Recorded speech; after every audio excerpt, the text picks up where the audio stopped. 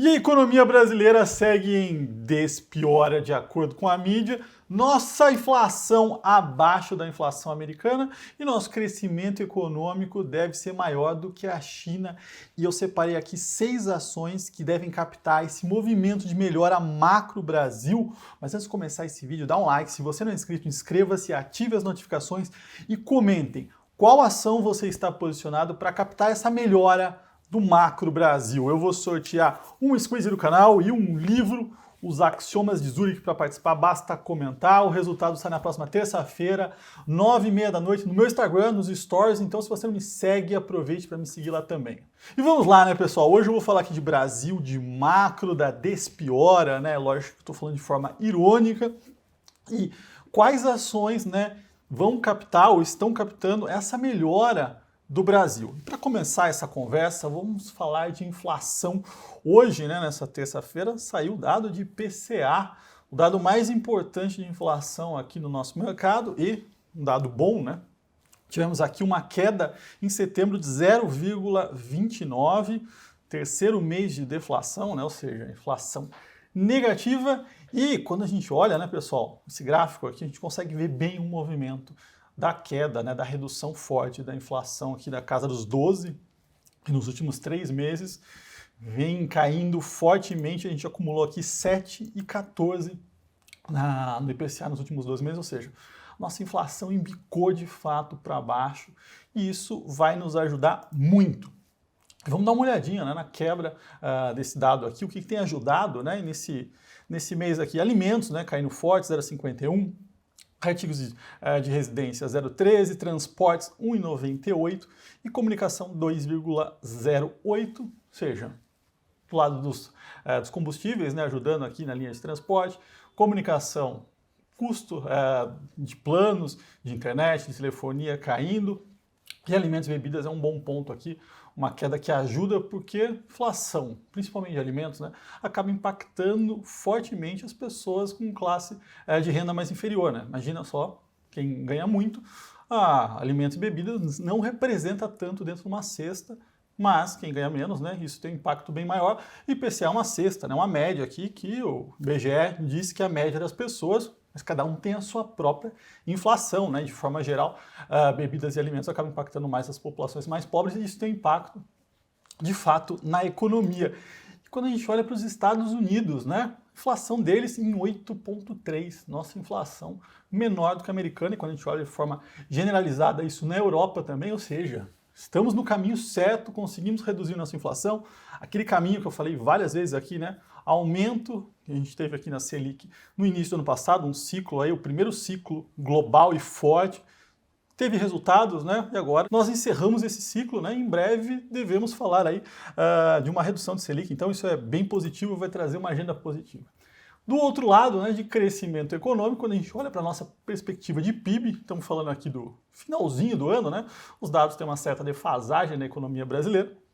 Mas nosso PIB aqui, pegando Focus, né, que é uma média das projeções de mercado, 2,7% de crescimento em 2022. É um baita no crescimento, né? Se a gente colocar aqui nessa pauta e nessa conversa que estamos falando, Estados Unidos em recessão, e quando a gente olha para a China, né, uma redução forte no ritmo de crescimento, o Banco Mundial aqui apontando para 2,8%, vamos ver se esse número vai se sustentar, né? O nosso vem sendo reclassificado para cima, né? As projeções estão sendo alteradas para cima, da China para baixo, provavelmente teremos um PIB maior do que a China, com certeza maior que Estados Unidos, Europa, e uma inflação melhor que todo mundo, né? Então, tudo isso nos ajuda e ajuda nossos ativos aqui. Tem ajudado a Bolsa de forma geral, né? Já mostrei aqui várias vezes a descorrelação que o Ibovespa está em relação às bolsas americanas, às dos emergentes, mas o ponto é como captar isso de uma forma mais forte, tá? Então vamos olhar aqui para como isso deve melhorar a economia e os ativos de forma geral. A gente tem uma queda na inflação, isso melhora o efeito renda, né? Tem uma melhora no efeito renda, principalmente nas populações com renda menor. Temos aí um alívio do lado de aperto monetário e isso em breve também deve começar a se reduzir. Então todo esse cenário, né, de redução de inflação, melhora a renda das pessoas, uma possível sinalização aí, queda da Selic em breve e um crescimento maior, ajuda muito o varejo.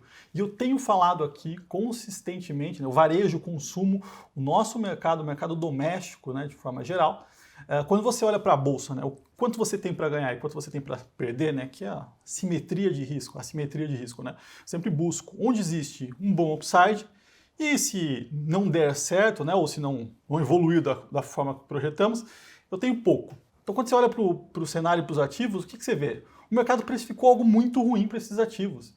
De forma geral, muitos deles sendo negociados abaixo do pior momento da pandemia. Então eu separei aqui 6 ações, tá, que eu gosto e que fazem sentido nesse momento. E aí, fazendo um disclaimer aqui no momento político, né? A gente tem um momento político, uma tensão, mas de alguma forma, sem nenhuma ruptura, tá? À esquerda, se não tiver nada fora do normal, a esquerda é até propensa a fomentar o varejo, né? Nada mais popular do que fazer a população gastar. Lógico que você tem um impacto em crédito, entre outros, mas o direto, né, você acaba fomentando o varejo. Primeira ação que eu trouxe aqui dessa lista, né, trouxe as lojas Renner. Tá? Quando a gente olha aqui para a Renner, nos últimos 5 anos, que a gente vê uma ação que performava bem acima do índice, até a pandemia. Depois disso caiu fortemente, não voltou, e aí você vê, né, Ibovespa aqui 51% nesse período, lojas Renner 1,5%. Estamos falando de uma empresa premium muito bem gerida. Quando você olha para o nível dela, caixa, ela tem um caixa líquido aqui de 1,3 bilhão de real, melhorando de forma consistente os resultados, né? Trouxe aqui até de forma breve para vocês, para mostrar alguns números, mostrar aqui o EBITDA e o lucro da Renner, né? O que a gente vê aqui? Crescimento, quando você pega o ajustado primeiro semestre de 2022, crescendo 113%. E aí quando você pega o lucro, né, é uma porrada, porque a base foi muito ruim o ano passado, né, crescendo mais de 1000%, mas a empresa está entregando caixa líquido, premium, muito bem colocada. Gosto bastante de ser negociada abaixo dos múltiplos históricos. Então acho que essa aqui é um grande case, descontada, premium, muito bem gerida, né, caixa líquido. Essa é uma das queridinhas e pensando em empresa, né, com baixo risco. Aí quando você começa a olhar para outros ativos, né, trouxe aqui shoppings. Shoppings também bem descontados, abaixo, né, ou praticamente aqui na média do nível do pior momento da pandemia. E quando você olha para o que os shoppings estão entregando, não é isso, né? É bem longe disso. O mundo mudou, as coisas melhoraram e os preços não refletiram toda a redução da incerteza e a melhora nos números.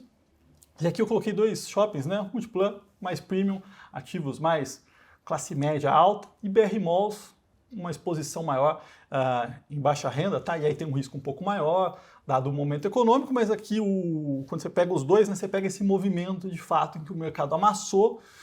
Isso tem uma correlação também com o aumento das taxas de juros futuros, das NTNBs, mas aqui está amassado demais, né? Então, quando você olha BR Malls caindo 30%, Multiplan zerado, né? Contra 51 de Ibovespa. E ali, naquele nível, né? Multiplan teve uma melhora em relação ao pior momento da pandemia. A BR Malls está no mesmo nível, tá? Então, são ativos aqui para estar no radar do investidor que quer captar essa melhora de Brasil. E a gente vê, né? Nas manchetes aqui, essa semana saiu dados operacionais da Multiplan e crescendo 28% em relação a 2019. Ou seja, né, não estamos falando da pandemia, estamos falando antes da pandemia, ela está crescendo recorde de vendas. E dando sequência aqui, né, mais uma ação, né, separei aqui 6 ações que eu acho interessante. Pets, trouxe aqui, falei no IPO, ativo que eu gosto, muito bem gerido. Um dos melhores mercados, segmentos, né, estamos falando do mercado de pets, é um mercado fragmentado, ela é líder em expansão, ela tem uma facilidade para crescer, tanto via aquisição, como também de forma orgânica. Ela consegue vencer quando ela entra, né? Ela é grande, tem preço, tem marca. Então, assim, mercado em plena expansão, uma empresa muito bem gerida, muito bem colocada no mercado. E aqui apanhando, né? Peguei nesses últimos 5 anos também, ó, fez a IPO recente. Ela teve uma forte queda em função do movimento de growth, né? Que a gente viu queda de growth no mundo, venda de tech, venda de tudo que tinha múltiplos altos. Ela tinha múltiplos altos, mas ela entregava de fato um crescimento de lucro ali, não era uma espuma. E aí quando você olha para a empresa, né, uma empresa crescendo fortemente, peguei aqui 2022 também, né, crescendo, aqui, pegando a última linha, crescendo 43%, então um bom crescimento. Vem entregando isso de forma consistente. Outra empresa, né, que você olha para ela, caixa líquido, quase 250 milhões aqui de caixa líquido. Então, É o que eu venho falando, né? São algumas empresas aqui mais premiums e todas redondinhas, né? Quando você olha para a operação delas. E por último, outras duas empresas que eu gosto e falo bastante, e aí tenho minha preferência no setor, e-commerce, Via Varejo e Magalu. Eu sempre falei aqui de Via Varejo, eu gosto bastante, acho a mais descontada.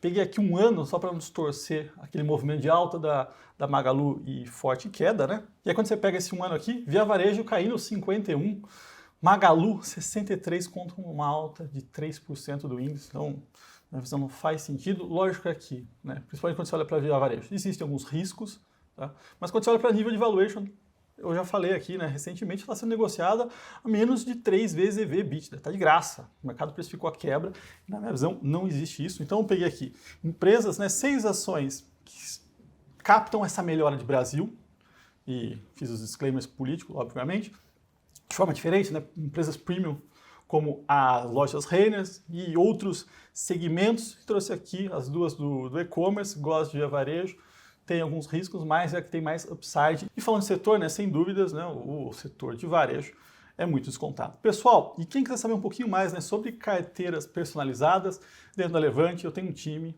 Infinity Pass, que faz carteiras, né? Conhece você, conhece teu perfil e monta carteiras personalizadas. Dado o momento, né, de volatilidade, muita gente tem me perguntado. Então vou deixar o link aqui embaixo. Como eu falei, né, tem sorteio de livro e quiz do canal, todos esses gráficos e tabelas estão no meu Telegram, então aproveite e entre lá também. E se você gostou do vídeo, dá um like, se inscreva no canal e até o próximo.